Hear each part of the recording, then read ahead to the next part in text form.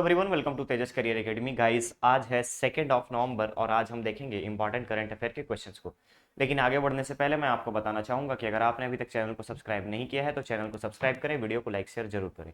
साथ ही साथ एक इंपॉर्टेंट अनाउंसमेंट ये भी है कि हमारे यहाँ IB की यानी कि इंटेलिजेंस ब्यूरो की, साथ ही साथ SSC GD कांस्टेबल और FCI असिस्टेंट की ऑफलाइन मोड में बैचेज स्टार्ट हो चुकी है। गाइस, आप लोग में से जो भी प्रिपरेशन करना चाहते हो, CGPSC के लिए टेस्ट सीरीज का परचेज करना चाहते हो या टेस्ट सीरीज जो कि न्यू पैटर्न पे बेस्ड हो, उन सभी को आप अगर यहाँ पर यूटिलाइज करना चाहते हो, अपने प्रिपरेशन को फर्निश करना चाहते हो, तो डिस्क्रिप्शन बॉक्स में दिए गए नंबर पे कांटेक्ट करके सारी इंफॉर्मेशन ले सकते हैं। ओके, चलिए शुरुआत करते हैं आज के इस सेशन का।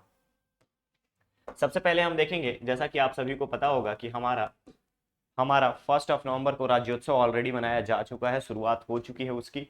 और आज हम देखेंगे 2 नवंबर के लिए जो भी हमारा कंप्लीट इंफॉर्मेशन हो सकता है करंट अफेयर से जुड़े उन सारी चीजों के बारे में। ओके, शुरुआत करते हैं। पहला क्वेश्चन है आपका यहाँ पे, राज्य के किस स्थान के गौशाला को, ध्यान से देखिएगा क्वेश्चन को, राज्य के किस स्थान के गौशाला को, ठीक है, ध्यान रखिएगा। अगर यहाँ पे संस्थान पूछता तो आप सीधा लिखते गौशाला, ठीक है। आगे बताऊंगा अभी। किस स्थान के गौशाला को यति यतन लाल राज्य अलंकरण से सम्मानित किया गया है? तो सबसे पहले मैं बता दूं कि ये जो गौशाला है, अगर संस्थान बोला होता तब आप यहाँ पे जाते मदन मोहन गौशाला, याद रखेंगे आप, मदन मोहन गौशाला। अगर आपको संस्थान पूछता तो मदन मोहन गौशाला, और अगर आपको स्थान पूछा है तो आप यहां पर जाएंगे खरसिया, ध्यान रखिएगा, मदन मोहन गौशाला खरसिया को यति यतन लाल राज्य अलंकरण पुरस्कार दिया गया है। आप सभी को पता होना चाहिए कि 2022 में हमारा जो राज्य अलंकरण है वो टोटल अभी 30 हो चुका है। हमारा राज्य अलंकरण कितना हो चुका है? 30 राज्य अलंकरण हो चुका है, जिसमें से 3 नए राज्य अलंकरण को इस वर्ष 3 राज्य अलंकरण को इस वर्ष जोड़ा गया था। किसमें? लोक कलाकारों के लिए। और इसके साथ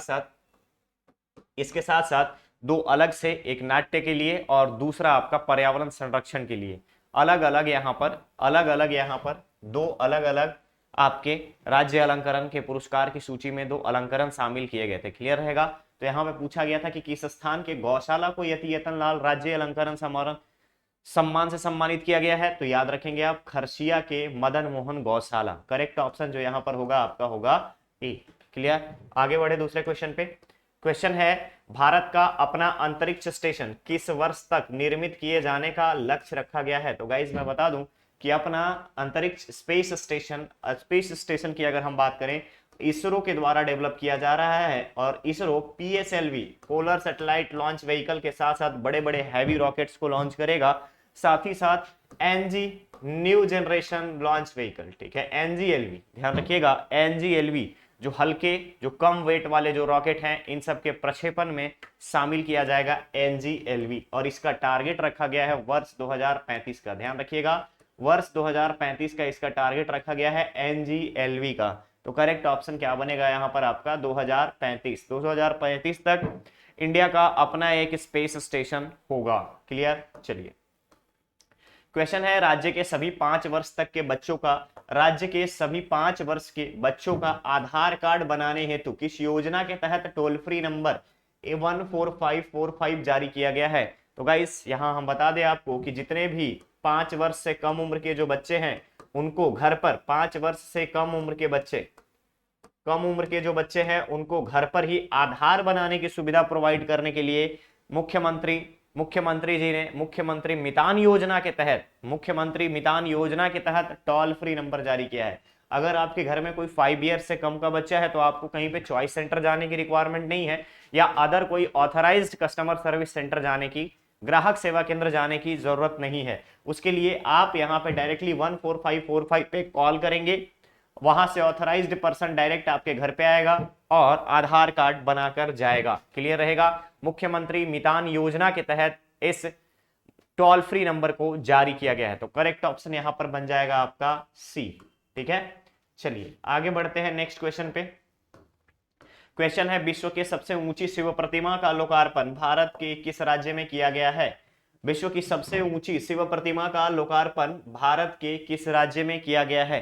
तो गाइस मैं बता दूं कि विश्व में अभी तक ये अभी तक, यानी कि जो नया बना है वो है आपका राजस्थान। ध्यान रखेंगे, राजस्थान के राजसमंद जिले में, राजसमंद जिले में याद रखिएगा, नाथ द्वार, नाथ द्वार में हाल ही में भगवान शिव की विश्व की सबसे ऊंची प्रतिमा स्थापित की गई है, जिसकी हाइट रखी गई है 369 फीट, 369 फीट, 369 फीट का, ध्यान रखिएगा, 369 फीट की शिव मूर्ति स्थापित की गई है और इसका नाम रखा गया है विश्व स्वरूपम। ध्यान रखिएगा, विश्वास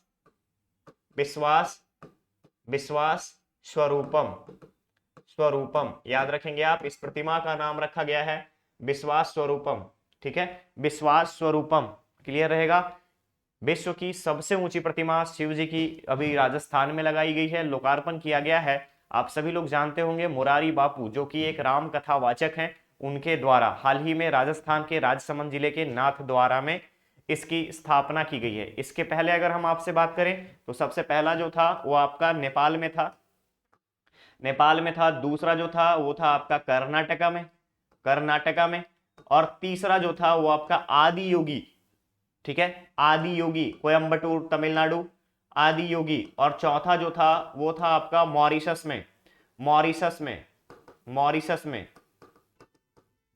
में था। लेकिन अब यहां पर जुड़ गया है इंडिया, राजस्थान। पूरे विश्व का सबसे ऊंचा शिव प्रतिमा स्थापित की गई है।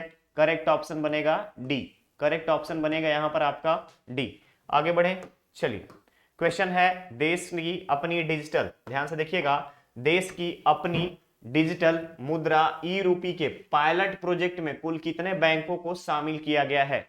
तो ध्यान रखिएगा, प्रथम चरण में जो है थोक, ध्यान रखिएगा, थोक सर्विसेज के लिए, थोक सेवाओं के लिए डिजिटल मुद्रा ई रूपी की शुरुआत की गई है और पहले चरण में 9 बैंकों को शामिल किया गया है। ध्यान रखिएगा, 9 बैंकों को शामिल किया गया है, जिसमें से एचडीएफसी, आईसीआईसी बैंक ये सब प्रमुख रूप से शामिल हैं। क्लियर, प्रमुख रूप से शामिल हैं। तो हमारा यहाँ पर करेक्ट ऑप्शन बनेगा 9। इसके अलावा आपको यहाँ पर ध्यान रखना है कि इंपॉर्टेंट बात कि पब्लिक सेक्टर की कितने बैंक हैं, सार्वजनिक क्षेत्र के और प्राइवेट सेक्टर के कितने हैं। टोटल हमारे यहाँ नेशनलाइज्ड बैंकों की संख्या मर्जर के बाद कितनी हो गई है? 32, ठीक है, 34, 12 हैं आपके पब्लिक सेक्टर के और 22 है आपके प्राइवेट सेक्टर के। टोटल यहाँ पर बैंकों की जो संख्या है वो रह गई है आपकी 34, ठीक है। नेशनलाइज्ड बैंकों की संख्या 34 हो चुकी है, शेड्यूल्ड बैंकों की संख्या। करेक्ट ऑप्शन यहां पर होगा आपका ए, 9, ठीक है। चलिए क्वेश्चन है, छत्तीसगढ़ राज्य वित्त आयोग ने ग्राम पंचायतों से सुगमता से जानकारी उपलब्ध कराने हेतु किस वेब पोर्टल को लॉन्च किया है? तो सबसे पहले छत्तीसगढ़ राज्य वित्त आयोग, तो आपको यहां पर याद रखना होगा, क्या याद रखना है? ध्यान रखेंगे, इंडियन कॉन्स्टिट्यूशन अगर आप पढ़े हैं तो आपके माइंड में आना चाहिए वित्त आयोग क्या है? संवैधानिक संस्था। क्या है? वित्त आयोग संवैधानिक संस्था। और जब राज्य की बात आए तो राज्य वित्त आयोग का काम क्या है? तो राज्य वित्त आयोग का काम है पंचायतों के पैसे के बारे में, पंचायत और नगरीय निकाय, पंचायत और नगरीय निकायों में पैसों के बंटवारा और ट्रांजैक्शंस को मॉनिटर करने का काम। Monitor in the sense monitoring भी होगी, कंट्रोल भी होगा, फ्लो भी देखना है, ठीक है। इसके साथ साथ आप याद रखेंगे वित्त आयोग का गठन प्रत्येक 5 साल में होता है, ठीक है, प्रत्येक 5 साल में होता है। कौन होते हैं इसमें शामिल? तो ध्यान रखेंगे आप, एक रिटायर्ड जज, इसके अलावा एक इकोनॉमिक्स, एक आपका मैनेजमेंट और बैंकिंग सेक्टर का एक्सपर्ट, ऐसे आपके टोटल 5 मेंबर इसमें शामिल होते हैं वित्त आयोग में, और हर 5 साल पे इसका गठन किया जाता है। तो राज्य वित्त आयोग ने ग्राम पंचायत से सुगमता से जानकारी उपलब्ध करने के लिए हाल ही में SFC and E info web portal और SFC E info web portal और मोबाइल एप्लीकेशन लॉन्च किया है? E info and mobile application launch किया है। करेक्ट ऑप्शन बनेगा आपका यहां पर बी। ठीक है, ठीक है, चलिए नेक्स्ट क्वेश्चन है, राजकीय पक्षी पहाड़ी मैना के वंश वृद्धि के लिए, ध्यान से देखेंगे आप, राजकीय पक्षी पहाड़ी मैना के वंश वृद्धि के लिए वन विभाग नई योजना के तहत किस तकनीक का प्रयोग करने की घोषणा की है? आप सभी को पता होगा कि हमारा जो राजकीय पशु है जंगली भैंसा और इसके अलावा पहाड़ी मैना, ये हमारे इंडेंजर्ड कंडीशन में आ रहे हैं। ठीक है, विलुप्त प्राय, और अगर हम बात करें राजकीय पशु का तो क्रिटिकली इंडेंजर्ड में आ चुके हैं हमारे राज्य के। अगर आप देखिएगा यहाँ पर तो पहाड़ी मैना के वंश वृद्धि और उनको ट्रैक करने के लिए उनके किस तरीके से कंजर्व किया जाए, इसके लिए राज्य के वन विभाग ने हाल ही में जीपीएस, ध्यान रखेंगे आप, जीपीएस टैग, जितने भी हमारे पक्षी हैं पहाड़ी मैना है उन सभी के पैरों में जीपीएस टैग लगाया जाएगा। उसके द्वारा उनके मूवमेंट पे, उनके मोशन पे नजर रखी जाएगी, निगरानी की जाएगी वन विभाग के द्वारा।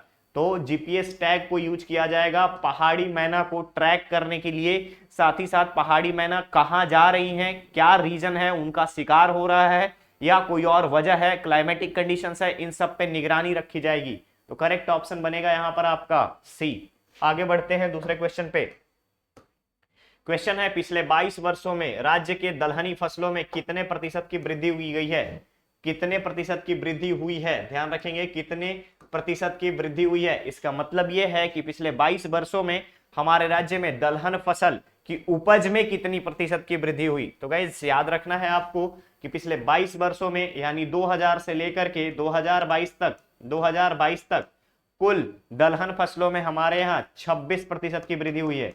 26% की वृद्धि हुई है। इसके अलावा सभी फसलों की अगर हम बात करें, सभी दलहन, तिलहन और आपके खाद्यान्नों में अगर हम बात करें, सभी को मिलाकर के रबी और खरीफ फसलों में कुल 152 किस्में छत्तीसगढ़ में उगाई जा रही हैं। ध्यान रखिएगा, 152 किस्में हमारे छत्तीसगढ़ में उगाई जा रही हैं। क्वेश्चन था आपका दलहनी फसल में कितने प्रतिशत की वृद्धि हुई है? Correct option 26%।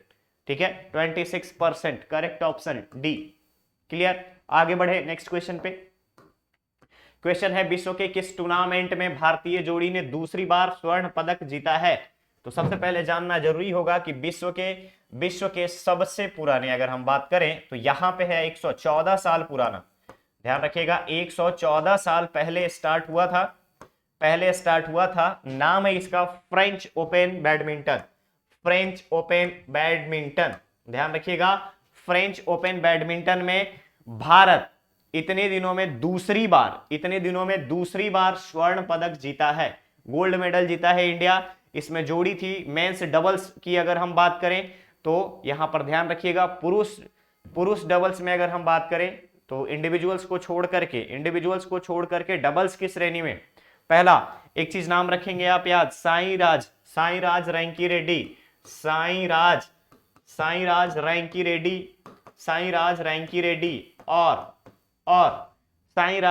रेड्डी और इनके साथ साथ दूसरा चिराग शेट्टी, इन दोनों की जोड़ी ने फ्रेंच ओपन बैडमिंटन में स्वर्ण पदक जीता है। क्या? स्वर्ण पदक जीता है, ध्यान रखिएगा। और ऐसा इंडिया के लिए दूसरी बार हुआ है। करेक्ट ऑप्शन क्या बनेगा? French open badminton, correct option A. ठीक है, चलिए नेक्स्ट क्वेश्चन पे चलते हैं। क्वेश्चन है, देश का 53वां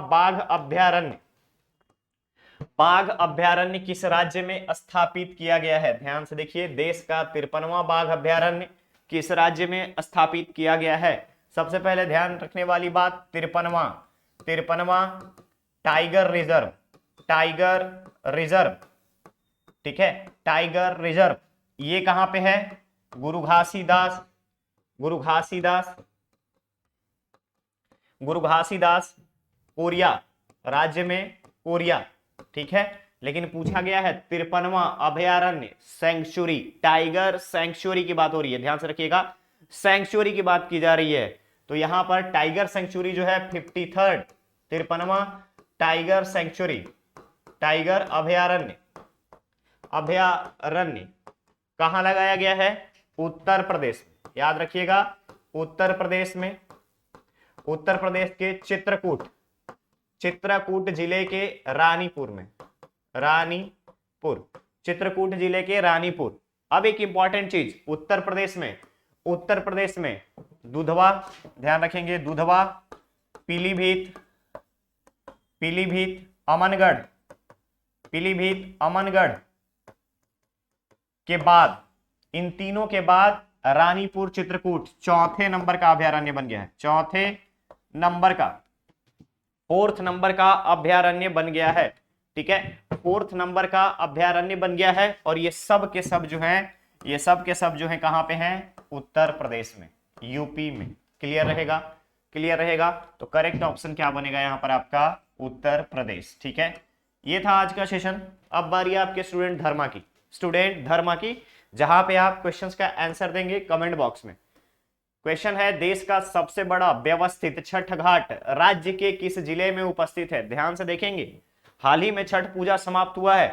क्वेश्चन है, देश का सबसे बड़ा व्यवस्थित छठ घाट राज्य के किस जिले में उपस्थित है? राज्य इन द सेंस छत्तीसगढ़ के संदर्भ में पूछा जा रहा है, और देश का सबसे व्यवस्थित घाट है छत्तीसगढ़ में स्थित है।